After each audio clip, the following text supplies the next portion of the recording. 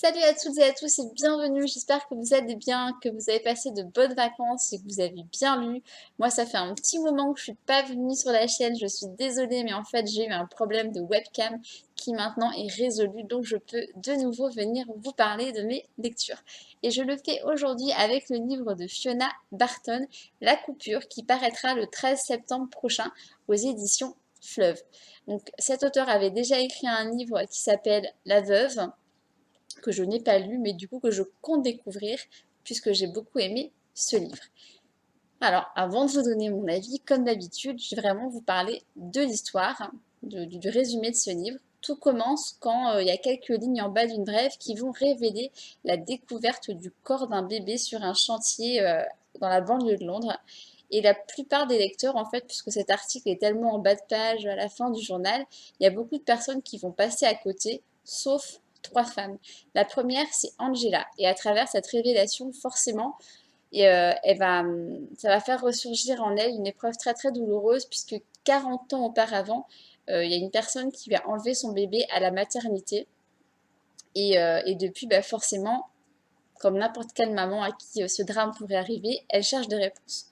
Nous avons aussi Emma, qui elle est une jeune éditrice en freelance, et c'est le début pour elle d'une descente aux enfers, car ce fait divers risque fort de ressortir le plus terrible, le plus sombre et le plus noir de tous ses secrets, et du coup détruire sa vie à jamais.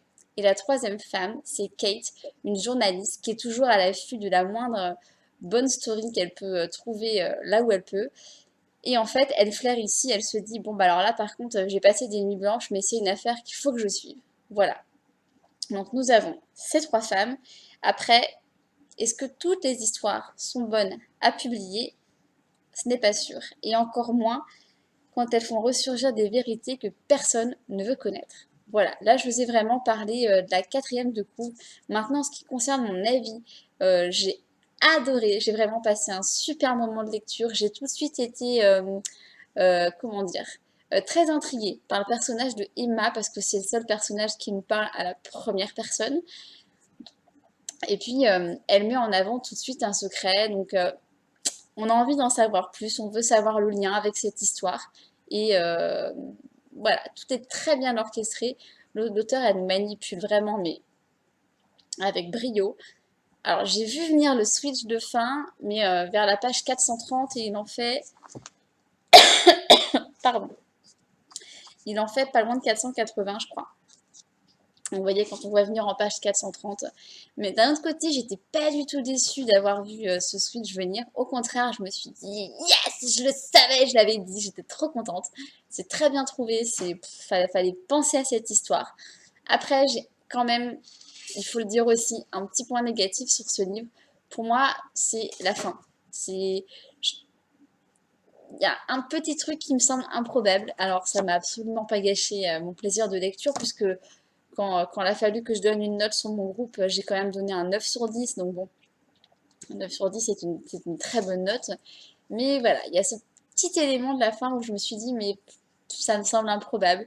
Et puis peut-être que les choses vont un peu trop vite justement sur la fin. Une fois qu'on sait tout et que, sans vous spoiler, une fois que les criminels doivent payer ce qu'ils ont fait, tous les coupables doivent payer ce qu'ils ont fait, ben ça va peut-être un peu trop vite. Voilà, moi c'est le seul point négatif que j'ai sur ce livre, mais sinon il est absolument génial et je vous le conseille fortement. Donc le 13 septembre prochain, n'hésitez pas à foncer en librairie pour vous l'offrir et le découvrir.